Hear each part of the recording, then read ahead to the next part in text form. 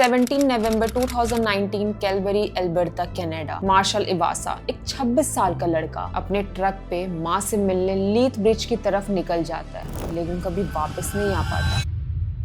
अब मैं जानती हूँ ऐसी स्टोरीज तुमने पहले भी सुनी होंगी। मिसिंग पर्सन केसेस में ये लाइन आती रहती है और कभी कभी स्टोरी वहाँ पे खत्म भी हो जाती है। एक एक्सीडेंट, एक ट्रेजेडी, एक सैड एंडिंग। लेकिन मार्शल की स्टोरी वहाँ पे खत्म नहीं हुई, क्योंकि सिर्फ 6 दिन बाद 23 नवंबर 2019 को ब्रिटिश कोलंबिया के एक रिमोट जंगल ट्रेल में, जहां इजीली कोई जा नहीं सकता, मार्शल की ट्रक मिली, कंप्लीटली जली हुई। और ट्रक के आसपास बिखरा हुआ था 2 पासपोर्ट्स, 3 टूटे हुए फोन्स, 3 टूटा हुआ लैपटॉप, कपड़े, टॉयलेटरी बैग, आईडी कार्ड्स और कुछ ऐसी चीजें जो मार्शल की थी भी नहीं। और सबसे इम्पोर्टेंट चीज जो नहीं मिली, मार्शल खुद। कोई बॉडी नहीं, कोई ब्लड ट्रेल नहीं, कोई कंफर्म साइटिंग नहीं। और ये ट्रक कैलगरी से पूरे 14 घंटे दूर मिली थी। और जब इन्वेस्टिगेटर इस केस को थोड़ा और डिग करते हैं तो दूसरा नाम सामने आता है, डैनियल रियोक। एक और मिसिंग पर्सन, एक और अनसॉल्व्ड केस, और दोनों के बीच में एक कनेक्शन जो लोगों को कब से अनकंफर्टेबल कर रहा है। आज हम इस पूरी स्टोरी में जाएंगे, date by date, location by location, हर वो डिटेल जो ऑफिशियली रिकॉर्ड हुई और हर वो चीज जो ऑफिशियली इग्नोर कर दी गई। तो शुरू करते हैं। मार्शल इवासा कैलगरी में रहने वाला एक 26 साल का कंप्यूटर साइंस का एक स्टूडेंट था, और वो उस टाइप का इंसान था जो सरफेस पे बिल्कुल नॉर्मल लगता है, क्वाइट, इंटेलिजेंट, ऑर्गेनाइज्ड। उसकी GMC सियारा ट्रक हमेशा क्लीन रहती थी। वो खुद भी ऐसा ही था, methodical, careful, detail oriented, tech में जेन्युइनली इंटरेस्टेड था, प्रोग्रामिंग करता था। और एक चीज थी जो उसको सीरियसली ऑक्यूपाई करती थी, वो अपना खुद का एक वीडियो गेम डेवलप कर रहा था, कस्टम बिल्ड, खुद डिजाइन किया गया।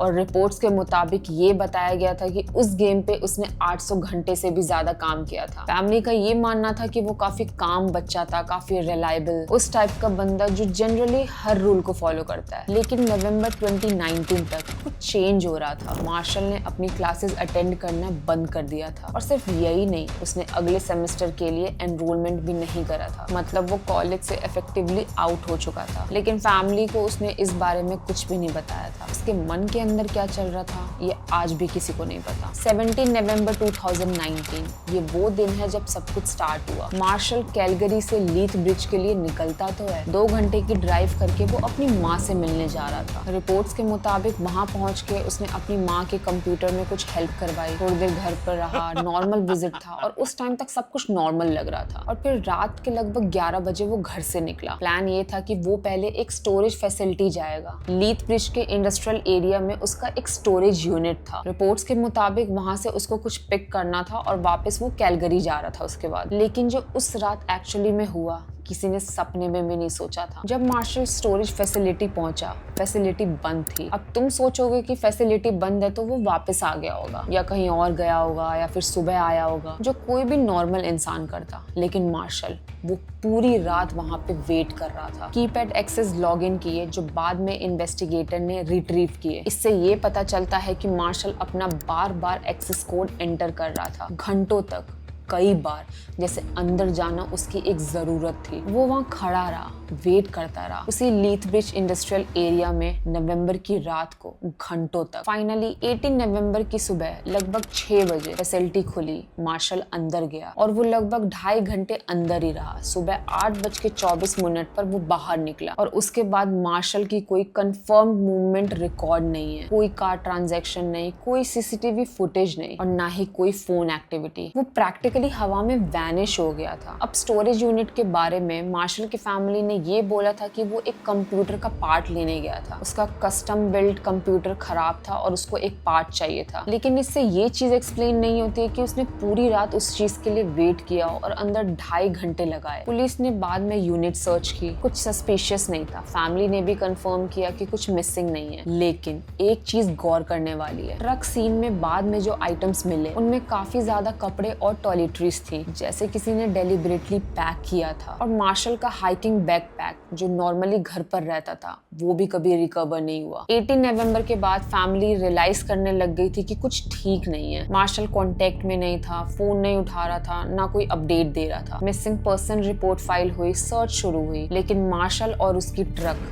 कहाँ थी इसका कोई अता पता नहीं था। 5 दिन गुजरे, कोई खबर नहीं। और फिर 23 नवंबर 2019 ब्रिटिश कोलंबिया पेरबर्टन एरिया में कुछ ऐसा मिला जिससे सुन के आपके होश उड़ जाएंगे। ये एक आइसोलेटेड लॉगिंग रोड है। ट्रेल इवेंचुअली ब्रायन वॉडिंगटन हट तक जाती है, एक बैक कंट्री हट जो हाइकर्स यूज करते हैं। नॉर्मली ये एरिया डेजर्टेड रहता है, ये कोई पॉपुलर टूरिस्ट प्लेस नहीं था। ये वो जगह नहीं है जहाँ पे लोग एक्सीडेंटली पहुंच जाते हैं। उस दिन कुछ हाइकर्स ट्रेल पे जाने के लिए निकले थे, लेकिन ट्रेल के एंट्रेंस पर ही उन्होंने वो देखा जो उन्होंने कभी एक्सपेक्ट ही नहीं करा था। एक burn GMC Sierra truck. Smell से लग रहा था कि अभी रिसेंटली आग लगी है। ट्रक अभी भी वार्म थी और ट्रक के आसपास काफी सारे आइटम्स पड़े थे। 2 पासपोर्ट, 3 फोन, तीनों टूटे हुए, एक स्मैश्ड लैपटॉप, कपड़े, टॉयलेटरीज और कुछ ऐसे आइटम्स जो मार्शल के थे ही नहीं। हाइकर्स ने तुरंत पुलिस को कॉल लगाया। ट्रक मार्शल की ही थी, लेकिन मार्शल का अभी भी कुछ अता पता नहीं था। कैलगरी जहाँ पे मार्शल रहता था और फेलिक्स क्रीक ट्रेल जहाँ पे मार्शल की ट्रक मिली, इन दोनों के बीच की ड्राइविंग डिस्टेंस रफली 14 घंटे की थी। और सिर्फ डिस्टेंस ही नहीं, ये जगह जेन्युइनली रिमोट है। और ये ट्रक मिली थी बिल्कुल लॉगिंग एंड पे, जहाँ पे रोड खत्म होती है और जहाँ से जंगल शुरू होता है। वो एक डीपेस्ट पॉइंट था जहाँ पे एक गाड़ी जा सकती है। कोई एक्सीडेंट नहीं था ये, ना कोई ब्रेक डाउन था। जिसने भी ये ट्रक डाइव की उसने इंटेंशनली, डेलिबरेटली, स्पेसिफिकली ये जगह चूज की। और फिर ट्रक जलाई गई जानबूझकर। और सिर्फ जलाया ही नहीं, स्टीयरिंग कॉलम को रिमूव करा गया था जानबूझकर। ट्रू क्राइम इन्वेस्टिगेशन में ये एक नोन डिटेल है। स्टीयरिंग व्हील और स्टीयरिंग कॉलम पे DNA और फिंगरप्रिंट्स लंबे समय तक सरवाइव करते हैं, even after fire. Experienced criminal specifically इस चीज को रिमूव करते हैं एविडेंस डिस्ट्रॉय करने के लिए। तो जो भी हुआ ये इम्पल्सिव नहीं था, ये सब कुछ एक प्री प्लान था। इसके बाद चीजें और भी ज्यादा कॉम्प्लिकेटेड हो गई। हाइकर्स ने जब पहली बार वो सीन देखा और फोटोज ली, सीन एक सर्टेन वे में था, मतलब आइटम्स का एक पैटर्न बना हुआ था। जब RCMP Royal Canadian Mounted Police officially scene पर पहुंचते हैं, तब तक चीजें थोड़ी मूव हो चुकी थी। कुछ आइटम्स टूटे हुए थे जो पहले इंटैक्ट थे, कुछ एरियाज में पानी या फिर आइस डल गया था। मार्शल की फैमिली ने फिर पब्लिकली कहा, थिंग्स लुक स्ट्रेटेजिकली प्लेस्ड। अब सोचने की बात ये थी कि ये प्लेस ऑफिशियली रिमोट थी और वहां पे किसी का पहुंचना ये एक नेक्स्ट टू इम्पॉसिबल चीज थी। कोई विटनेस नहीं था, कोई फुटप्रिंट का रिकॉर्ड नहीं था। तो उस सीन के साथ किसी ने छेड़छाड़ की। पुलिस के आने से पहले वहां पे कोई था, कोई चाहता था कि उस सीन को स्पेसिफिकली दिखाया जाए। पुलिस ने जब सराउंडिंग एरिया सर्च करा तो उन्हें कुछ चीज पता चली। ट्रक से लेके एक नियर बाय क्रीक तक एक बर्न कपड़ों का ट्रेल था। इन्वेस्टिगेटर्स की इनिशियल थ्योरी ये थी कि जब ट्रक पे आग लगी थी, मार्शल ट्रक के अंदर ही था। वो जल गया होगा और पानी की तरफ भाग रहा होगा। अंडर वाटर सर्च भी कराई गई, लेकिन उन्हें कुछ भी नहीं मिला। वो ट्रेल कहाँ गई कोई नहीं जानता। अब ये वो पार्ट है जो लोगों को जेन्युइनली फ्यूरियस करता है और ऑनेस्टली तुम्हें भी करेगा। इतना सब कुछ होने के बाद RCMP ने ऑफिशियल स्टेटमेंट दिया, there is nothing to suggest anything suspicious occurred. उन्होंने बेसिकली यही इम्प्लाई किया कि मार्शल खुद इन सब चीजों के लिए रिस्पॉन्सिबल है। इंटरनेट ने ऑब्वियसली इस स्टेटमेंट को टीयर अपार्ट कर दिया। फैमिली फ्यूरियस थी, case investigators, true crime community, सबने यही बोला कि ये scene textbook foul play जैसा था। हर single element, burn vehicle, remove steering column, smashed electronics, evidence tampering, ये सब कुछ इंडिकेट करता है कि कुछ बड़ा गलत हुआ था। और फिर भी केस को एग्रेसिवली क्रिमिनल ट्रीट नहीं किया गया था। दिसंबर 2019 को ये केस लीथ ब्रिज पुलिस डिपार्टमेंट को ट्रांसफर किया गया। उन्होंने ये केस ओपन रखा, लेकिन फिर भी ये केस क्रिमिनल क्लासिफाई नहीं हुआ। उन्होंने मार्शल के ड्रॉप्ड एनरोलमेंट को मेंशन किया और कहा शायद वो इमोशनली विथड्रॉन था, मेंटली स्टेबल नहीं था और इसी रीजन की वजह से फुल फॉरेंसिक इन्वेस्टिगेशन परस्यू नहीं हुई। और एक और चीज जो सीरियसली अनबिलीवेबल लगती है, ट्रक मंथ्स तक उस जंगल में ही पड़ी रही, एलिमेंट्स के नीचे। बारिश, बर्फ, एक्सपोजर्स, एविडेंस स्लोली खत्म हो गए। जून 2020, 7 महीने बाद फाइनली एक फायर इन्वेस्टिगेटर सीन पर आया। फैमिली ने प्राइवेट इन्वेस्टिगेटर भी हायर करा था अलग से। प्राइवेट इन्वेस्टिगेटर का कंक्लूजन ऑफिशियली अपोजिट था। उनके स्टेटमेंट में ये बताया गया था कि फायर डेलिबरेटली लगाई गई थी और सीन पर उन्होंने एक लाइटर भी फाइंड आउट करा। एक लाइटर जो उस टाइम अगर प्रॉपर्ली इन्वेस्टिगेशन होती तो शायद फिंगरप्रिंट्स भी मिल सकते थे। फिर भी ऑफिशियली केस क्रिमिनल नहीं हुआ। अब स्टोरी में एक और इंसान एंटर करता है और ये वो जगह है जहाँ पे ये स्टोरी एक अनसॉल्व मिसिंग पर्सन से और भी ज्यादा कॉम्प्लिकेटेड हो जाती है। 23 नवंबर 2019 वो सेम डे जब मार्शल की ट्रक मिली थी। स्क्वैमिश एरिया ब्रिटिश कोलंबिया में एक 29 साल का आदमी डैनियल रियोक स्ट्रेंज बिहेव कर रहा था। काफी विटनेसेस ने डिस्क्राइब किया फ्रीजिंग टेम्परेचर में डैनियल की शर्ट उसके सिर पर थी, नीचे नहीं। वो काफी ज्यादा पैरानॉइड लग रहा था, कंफ्यूज भी और थोड़ा डिसोरिएंटेड। एक रैंच ओनर ने उसे फोन यूज करने दिया और डैनियल ने कॉल अपने अंकल को लगाया और फोन पे उसने कहा I am living in another timeline. Police ने उसे कस्टडी में लिया असेसमेंट के लिए और सेम डे शाम के 5 बजे उसे रिलीज कर दिया गया। उसके बाद का भी सीसीटीवी रिकॉर्ड है। वो शाम के 6 बजे टिम हॉर्टन्स पे था एंड 6:45 पर वॉलमार्ट में एंड फिर अगेन 15 मिनट के लिए वो फिर से टिम हॉर्टन पे था। रात के 1 बजे उसकी आंट कटरीना ने उसे लास्ट बार देखा था। डैनियल ने बोला उसके रिवर के पास किसी से फाइट हुई थी। फिर वो अंधेरे में चला गया और बाद में फिर उसकी कार मिली, इंजन चल रही थी, लाइट्स ऑन थी, फोन अंदर था, लेकिन डैनियल वो गायब था। डैनियल की लाइफ जेन्युइनली काफी ज्यादा डिफिकल्ट थी क्योंकि इन्वेस्टिगेटर्स और कुछ लोग इसके बाद ये डिसमिस करने की कोशिश करेंगे कि वो मेंटली अनस्टेबल था और बस। उसकी माँ अप्रैल रियोक एडिक्शन से स्ट्रगल करती थी। केस इतना ज्यादा प्रोमिनेंट था कि वो एक नेशनल फिल्म बोर्ड एक documentary through a blue lens में भी फीचर हुई थी। क्रिसमस डे पर अप्रैल डेड मिली थी। रॉबरी के दौरान उसका मर्डर हो गया था। डैनियल एक अनस्टेबल अपब्रिंगिंग के साथ पैदा हुआ था। काउच सर्फिंग, सब्सटेंस यूज, पैरानॉय के एपिसोड्स। उसका मानना था कि लोग उसके पीछे पड़े हैं। उसने ये भी क्लेम किया था कि उसके हाथ हैमर से तोड़े गए हैं। फैमिली काफी ज्यादा कंफ्यूज रहती थी, क्या ये एक मेंटल हेल्थ इश्यूज हैं या फिर ड्रग इंड्यूस्ड साइकोसिस या जेन्युइनली कोई डैनियल के पीछे था। सच ये है कि दोनों पॉसिबल है और एक की वजह से हमें दूसरे को ऑटोमेटिकली डिसमिस नहीं करना चाहिए। डैनियल की फैमिली ने मार्शल के मिले ट्रक सीन पर कुछ चीजें आइडेंटिफाई की, स्पेसिफिकली एक रेड कूलर जिसपे ब्लैक मार्कर से लिखा हुआ था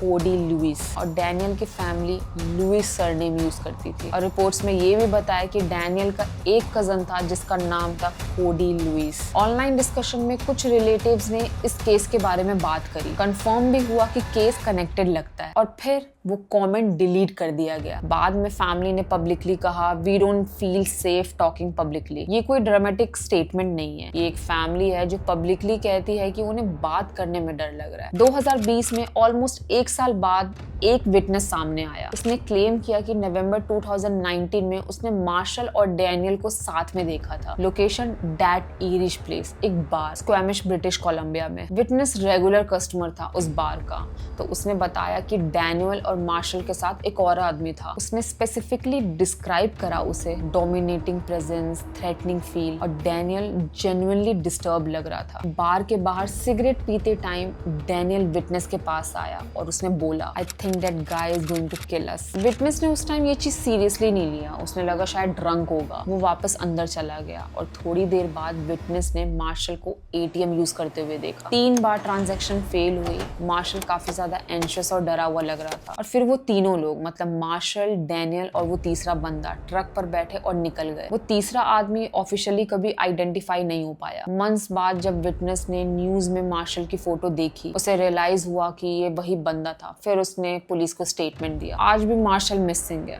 डैनियल भी। कोई बॉडी नहीं मिली, कोई अरेस्ट नहीं हुआ, कोई कंफर्म सस्पेक्ट ऑफिशियली नहीं है। और इस पूरे केस में जो मुझे पर्सनली सबसे ज्यादा डिस्टर्ब करती है वो घोस्ट नहीं है, वो हॉरर नहीं है, वो ये है कि इतने सारे क्लूज, इतने सारे फिजिकल एविडेंस, एक बार विटनेस और एक फैमिली जो पब्लिकली बोल रही है कि उन्हें डर लग रहा है ये बात करने में भी। इन सब के बाद भी ये केस ऑफिशियली कभी क्रिमिनल ट्रीट ही नहीं करा गया। लेकिन मैं तुम्हें कुछ चीजें छोड़ जाती हूँ जो तुम्हें खुद सोचनी है। पहली बात, वो तीसरा आदमी उसी बार में जो विटनेस ने कहा कि डैनियल ने मुझसे कहा that guy is going to kill us, वो आदमी आज भी अनआइडेंटिफाइड है। पुलिस ने ऑफिशियली कभी उसे ट्रैक करने की कोशिश नहीं की। एक बंदा, एक इकलौता विटनेस जिसने दोनों मिसिंग पर्सन को साथ में देखा था, ऑफिशियली कभी उसका नाम रिकॉर्ड में आया ही नहीं। दूसरी बात, वो कमेंट सेक्शन जो डिलीट हो गया, वो फैमिली मेंबर जो पब्लिकली बात करना बंद कर दिया। लोग तब चुप होते हैं जब उन्हें डर लगता है, रियल डर, पर्सनल डर, उस टाइप का डर जब तुम जानते हो कि कुछ है। तीसरी बात टाइमिंग, मार्शल की ट्रक 23 नवंबर को मिली और डैनियल सेम दिन स्क्वैमिश में था। Same area, same behaviour, same disappearance. ये कुछ कोइंसिडेंस नहीं लगता, ये सब कुछ कनेक्टेड है। ऑफिशियली कनेक्टेड नहीं है लेकिन लॉजिकली इट इज। दो अलग आदमी, सेम एरिया, सेम दिन, सेम आउटकम। ये सिर्फ एक बैड लक नहीं हो सकता। और लास्ट, वो रेड कूलर, कोडी लुइस, एक नाम जो किसी चीज से कनेक्टेड था, किसी इंसान से, किसी नेटवर्क से, कुछ ऐसा जिसे आइडेंटिफाई करना था। क्या हुआ था उस रात बार में? वो तीसरा आदमी कौन था? मार्शल और डैनियल कहाँ गए? और जो लोग जानते हैं वो क्यों नहीं कुछ बोल रहे? ये सवाल आज भी उठे हैं और कोई ऑफिशियली इसका जवाब नहीं देता। दो इंसान, एक बर्न ट्रक, एक डिलीटेड कमेंट सेक्शन, एक अनआइडेंटिफाइड मैन और एक सिस्टम जो इतने सारे रेड फ्लैग्स के बाद भी कुछ भी नहीं कर पा रहा। अगर ये केस तुम्हारे अंदर तक इफेक्ट कर गई है तो एक काम करो, सब्सक्राइब करो और बेल आइकन दबाओ, क्योंकि ये सिर्फ एक पर्टिकुलर केस नहीं है जो मैं कवर करती हूँ। मैं ऐसे इन्वेस्टिगेशन लाती रहूंगी जहाँ पे सिस्टम ने फेल किया, जहाँ आंसर्स होते हुए भी कुछ नहीं ढूंढा गया, जहाँ 2 और 2 4 होते हैं लेकिन ऑफिशियली 3 बताए गए। मार्शल और डैनियल की स्टोरी अभी खत्म नहीं हुई। जो भी अगर कोई अपडेट आता है तो आपको इसी चैनल पे मिलेगा। और अगर तुम्हारे पास ऐसे किसी केस के बारे में इंफॉर्मेशन है, कुछ भी, कमेंट में जरूर लिखना। कई केसेस में व्यूअर्स ने वो सारी चीजें बता दी जो इन्वेस्टिगेटर से मिस हो गई है। ये कम्युनिटी इसीलिए है। मिलते हैं नेक्स्ट स्टोरी में।